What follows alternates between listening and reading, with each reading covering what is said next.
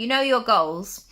I would like you to commit to them like you would have committed to a date in your teenage years where there were no phones, there were no backup plans, there was no WhatsApp where you could just send a message and say, I'm running a bit late. If you said that you were meeting that person at the bus station at 2 p.m., you had to do it. Or you didn't. You know, there would be some people who'd be like, yeah, I'll just say it and like not turn up. We've all been stood up at a bus station. Anyway, there was that sense that you had to do it. And you had to keep striving for that moment. Like, even if you missed the first bus, you would get on the second bus and you would hope that they would still be there. Because you had both made that arrangement within those boundaries. You both had similar expectations. And this is the commitment that I want you to show towards your goals. And sometimes that means that you have to reduce the goals. I know that sometimes people get a bit uncomfortable of like, but you know, life gets in the way sometimes. Like, I get really busy.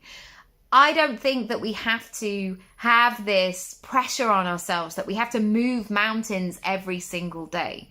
When you think about your goal, it might not be about doing 100% every single day.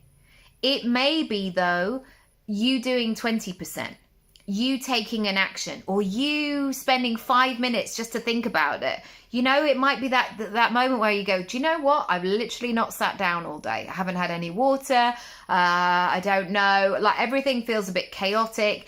And the only moment that I have to work on my goal is in this moment.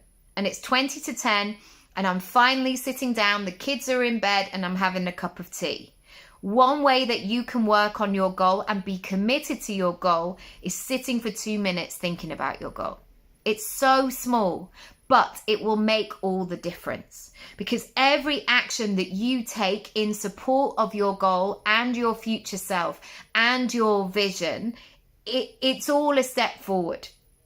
What happens though, and what blocks the flow of it, is when your progress goes like this. When you're in and then, oh no, I'm out, and then the goal is kind of shoved in a drawer somewhere. Sometimes the energy to get that goal out of the drawer back into play can be exhausting, and we resent it and we resist it and we don't want to do it. So instead, think about, on those busiest days, the tiny little actions that you can take so you are still on the path.